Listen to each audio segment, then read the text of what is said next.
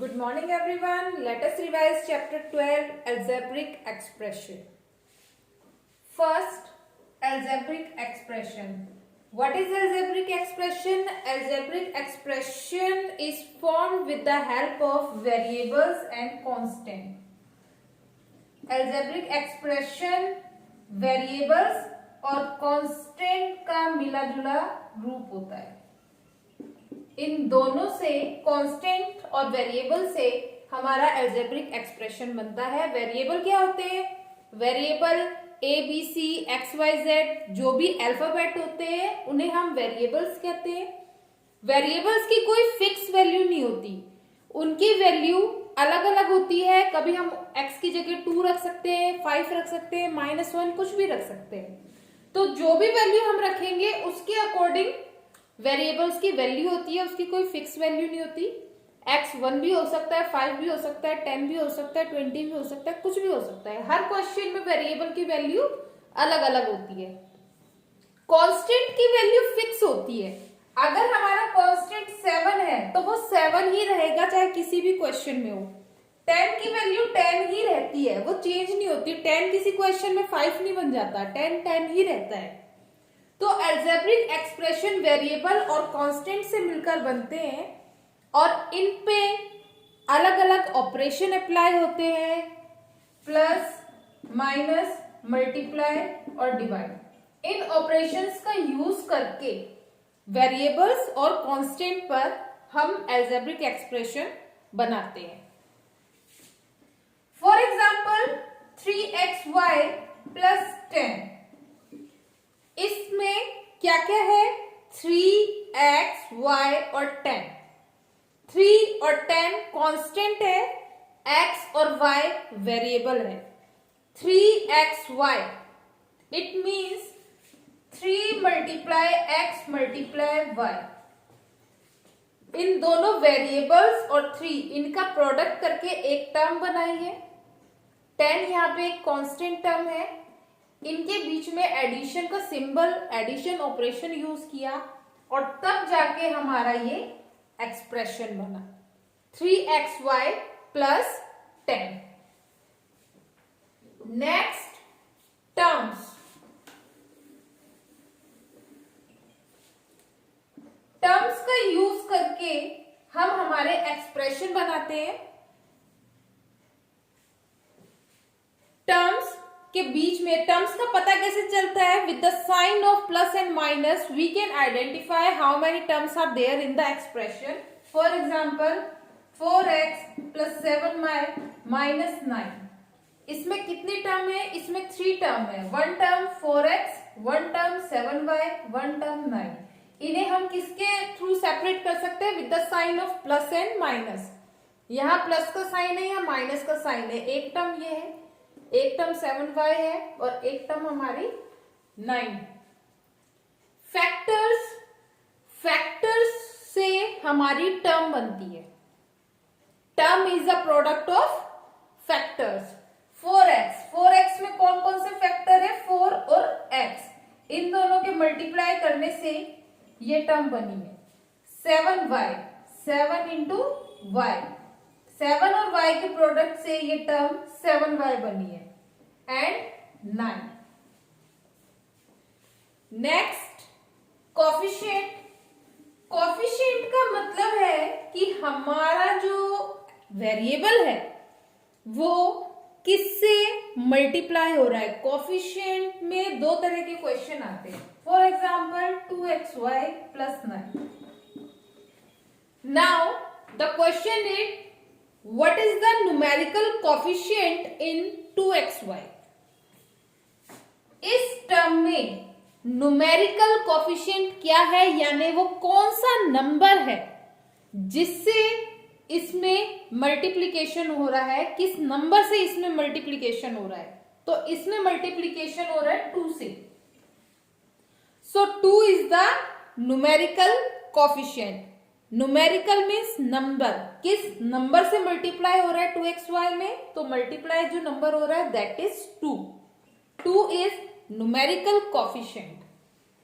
और अगर coefficient of x पूछा जाए तो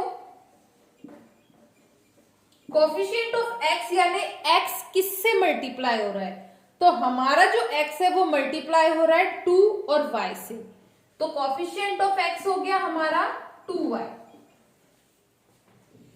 y का कोफिशिएंट यानी y किससे मल्टीप्लाई हो रहा है, तो y हमारा मल्टीप्लाई हो रहा है 2 और x से, so the coefficient of y is 2x।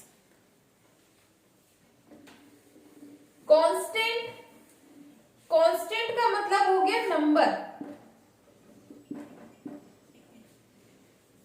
ऐसा नंबर जिसके साथ कोई भी वेरिएबल नहीं है, x y z a b c कुछ भी नहीं है। 9 is constant term.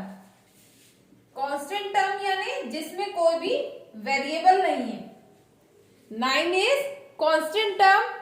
2 numerical coefficient है यहाँ पे और 9 हमारी कांस्टेंट टर्म है। 9 के साथ कोई भी अल्फाबेट लगा हुआ नहीं है। Next, like and unlike term. Like and unlike term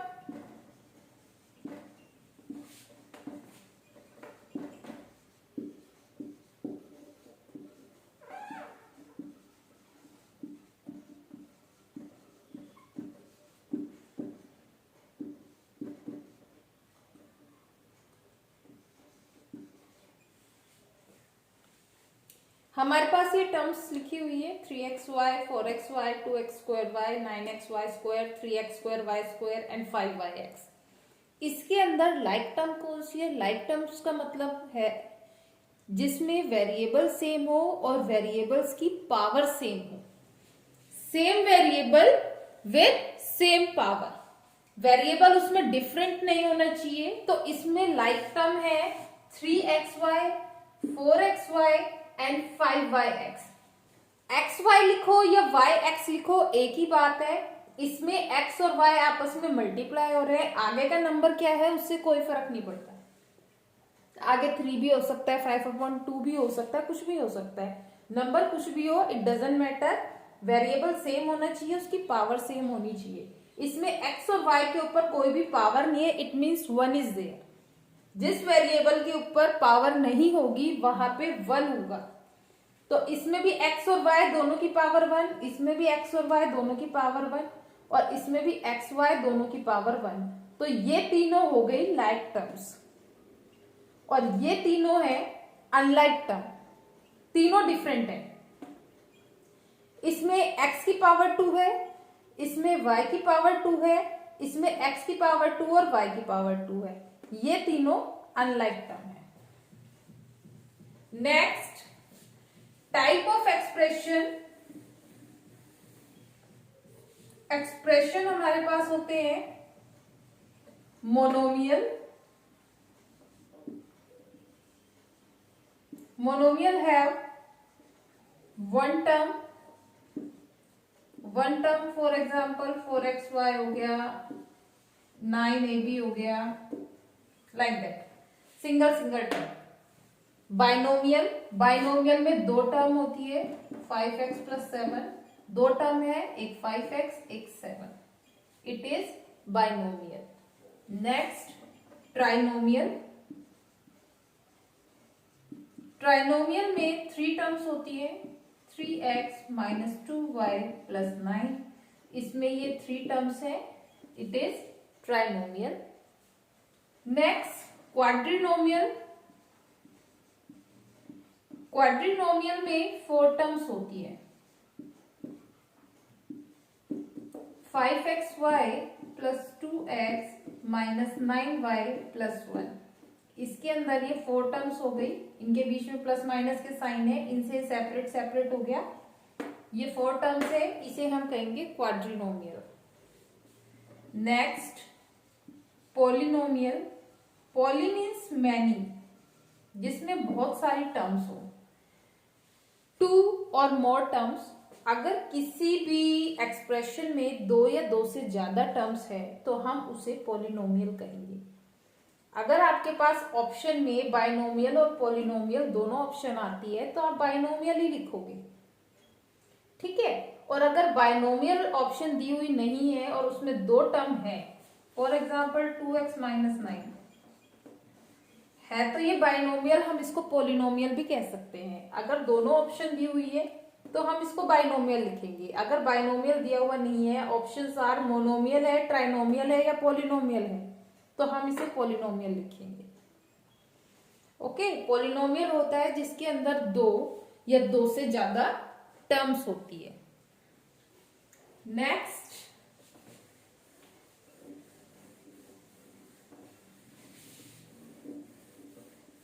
next is addition and subtraction of expression.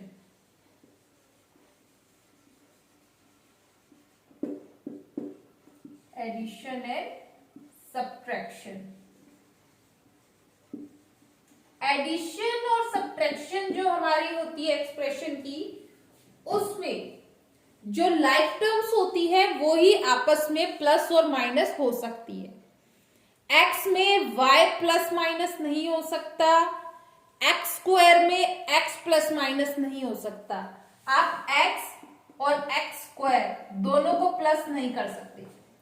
दोनों लाइक टर्म होनी चाहिए, यानी दोनों का वेरिएबल भी सेम होना चाहिए, पावर भी सेम होनी चाहिए। है तो दोनों x, पर इसमें पावर 1 है, इसमें पावर 2 है, तो ये दोनों डिफरेंट हो गए, ये आपस में ऐड नहीं हो सकते।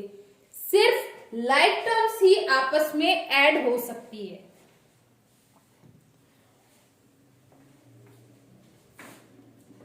थ्री एक्स प्लस 7 माइनस 1 ना, 3x में 7 प्लस नहीं हो सकता। 7 और 1 दोनों कांस्टेंट है, ये आपस में माइनस हो जाएंगे, ये हो जाएगा 3x plus 6। x plus y minus 1, x में y प्लस नहीं हो सकता, इसमें 1 माइनस नहीं हो सकता। ये x है, ये y है, ये कांस्टेंट है, नंबर है, ये आपस में प्लस माइनस नहीं हो सकते। Now see examples.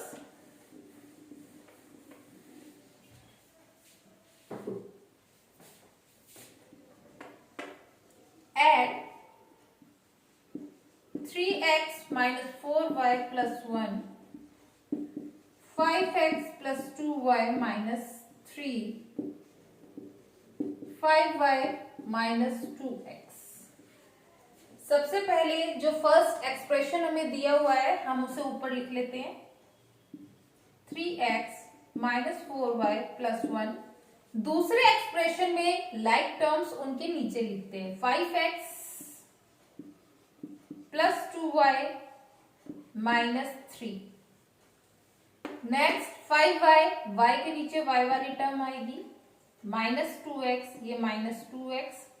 अब इसके आगे और कोई सिंबल नहीं है तो प्लस। अब हम इसे प्लस करेंगे।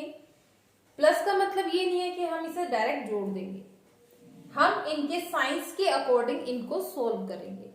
जिसके आगे कोई साइन नहीं है वहां पॉजिटिव साइन है। सो 3 plus 5 is 8, 8 minus 2 is 6, so 6x। 5 plus 2 is 7, 7 minus 4 is 3, 3y।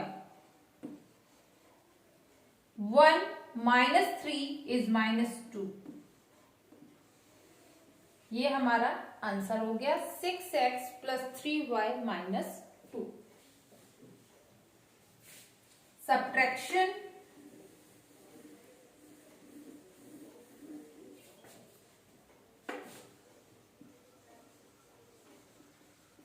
subtract x plus y plus z from 1।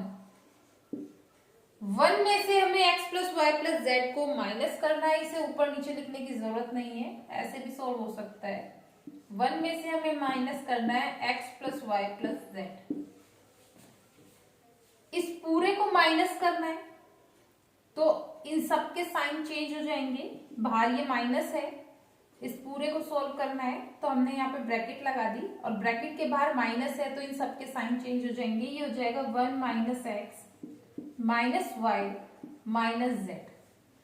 अब ये सब अलग अलग वेरिएबल है, एक्स वाई जेड तीनों अलग वेरिएबल है, ये कांस्टेंट है, ये आपस में ना माइनस हो सकते हैं ना प्लस हो सकते हैं, तो ये क्या हो जाएगा हमारा answer 1 minus x minus y minus Z.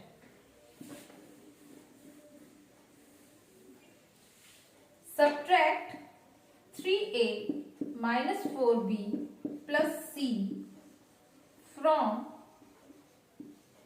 9a plus 7b minus 5c। From लिखा हुआ है यानी ये वाला एक्सप्रेशन ऊपर आएगा और पहले वाला नीचे आएगा। हम उसे ऊपर लिखेंगे 9a plus 7b minus 5c। अब ये वाला एक्सप्रेशन इसमें से माइनस होगा, सो 3a minus 4b plus c हमें माइनस करना है। ठीक है, जब भी हम माइनस करेंगे तो हमारा जो नीचे वाला एक्सप्रेशन होगा उसके साइन चेंज हो जाएंगे। अगर वो पॉजिटिव है तो वो नेगेटिव बन जाएगा, नेगेटिव है तो वो पॉजिटिव बन जाएगा। 3a के आगे कोई साइन नहीं है यानी प्लस का है, ये माइनस का हो जाएगा। यहाँ माइनस का साइन है, ये प्लस का हो जाएगा। ये प्लस का है तो ये माइनस का हो जाएगा और इनके पहले वाले ये साइन कैंसिल हो जाएगा। ये पॉजिटिव बन गया, ये नेगेटिव बन गया, ये भी नेगेटिव बन गया। Now we will solve them according to these symbols.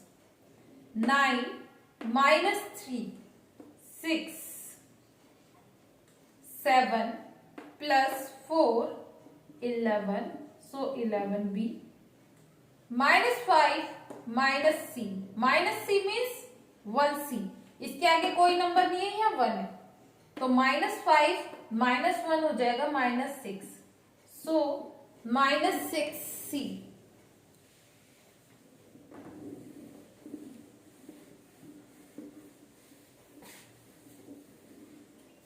See one more example. Subtract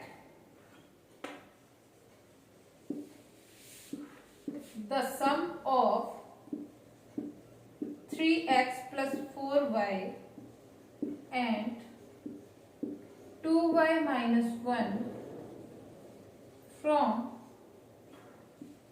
8x plus 3y minus 7. Subtract the sum of this and this।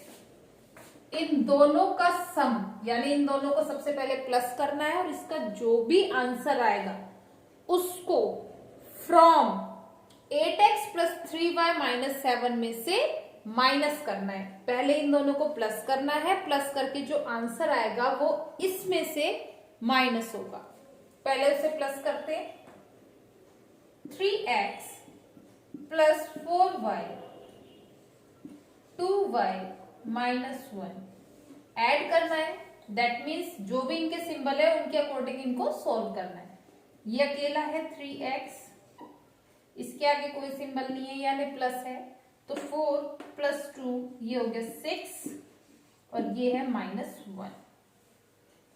इस एक्सप्रेशन को इसमें से माइनस करना है तो ऊपर ये वाला आएगा फ्रॉम के बाद वाला 8x प्लस 3y माइनस 7, फिर हम ये लिखेंगे 3x प्लस 6y माइनस 1। अब हमें क्या करना है, इसको सब्ट्रैक्ट करना है। सब्ट्रैक्शन में नीचे वाले एक्सप्रेशन के साइन चेंज हो जाते हैं। Let us change the sign. ये माइनस का हो जाएगा, ये माइनस का हो जाएगा और ये प्लस का हो जाएगा। पहले वाले ये साइन हट जाएंगे। ऊपर वाले एक्सप्रेशन में कोई चेंज नहीं होता है, नीचे वाला जो एक्सप्रेशन होता है उसके साइन चेंज हो जाते हैं। Now 8 minus 3 is 5, 3 minus 6 it means minus 3, minus 7 plus 1 it is minus 6. So our answer will be 5x minus 3y minus 6.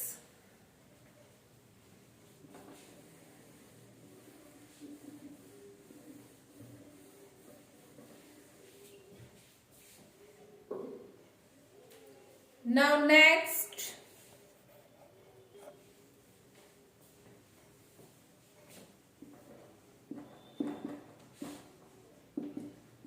Finding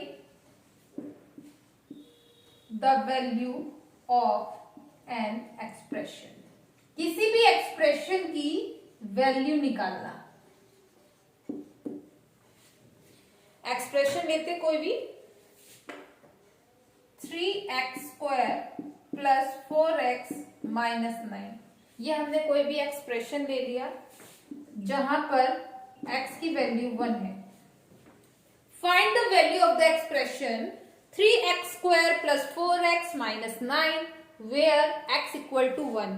अगर x हमारा 1 है तो इस एक्सप्रेशन की वैल्यू क्या होगी, इसका सोल्व करने पर आंसर क्या आएगा। लेट अस सोल्व 3x², इसका मतलब होता है 3 into x into x. Power जितनी होती है वो बेस उतनी ही बार खुद से मल्टीप्लाई होता है। 4x का मतलब है 4 इंटू एक्स और ये है माइनस 9। अब हम रखेंगे x की जगह 1, सो 3 इंटू 1 इंटू 1, 4 इंटू 1 माइनस 9। इनको मल्टीप्लीकेशन के अकॉर्डिंग ये अलग अलग टर्म से इनको सोल्व करेंगे। 3 into 1 into 1 it means 3, 4 into 1 यानी 4 minus 9, 3 plus 4 7 and 7 minus 9 is minus 2।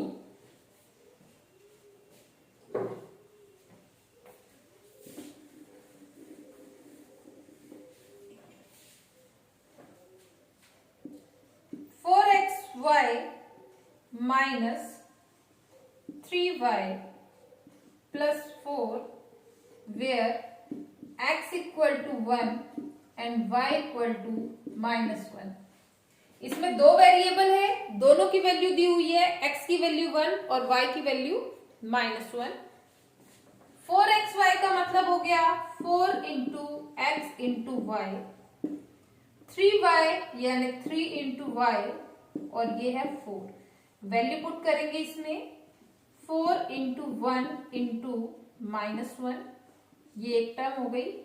इसमें वैल्यू पुट करेंगे माइनस 3 इंटू माइनस 1, ये सेकेंड टर्म हो गई, प्लस 4। पहले हम टर्म को सोल्व करेंगे, उसके बाद इनकी जो वैल्यू आएगी उनको आपस में प्लस माइनस करके कंप्लीट आंसर निकालेंगे एक्सप्रेशन का। ठीक है, पहले हर फैक्टर जो भी वेरिएबल है फैक्टर्स में उनकी वैल्यू पुट करी, उसके बाद हम हर टर्म को सेपरेट सेपरेट सोल्व करेंगे, उसके बाद लास्ट में जो भी हमारा आएगा टर्म की वैल्यू उसके अकॉर्डिंग उसको प्लस माइनस करेंगे। 4 इंटू 1 इंटू माइनस 1 ये हो जाएगा माइनस 4, माइनस 3 माइनस 1 हो गया plus 3 and plus 4, minus 4 plus 3, minus 4 plus 3 हो जाएगा माइनस 1 और माइनस 1 प्लस 4 हो जाएगा 3। ये आप डायरेक्ट कर सकते हैं, माइनस 4 प्लस 4 0 हो गया और ये 3, so answer will be 3। One more example,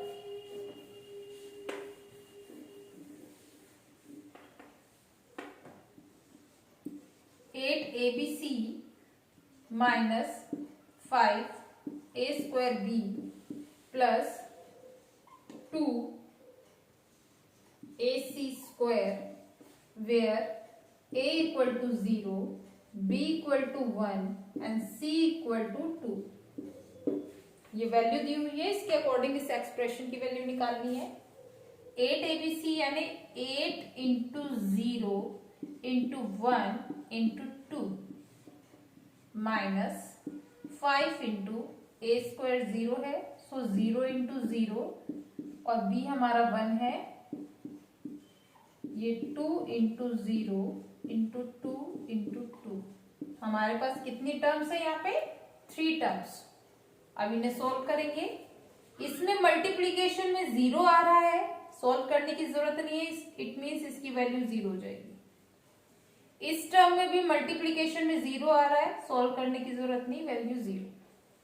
इस एक्सप्रेशन में भी 0 आ रहा है, ये भी 0 हो जाएगा, सो आंसर विल बी 0।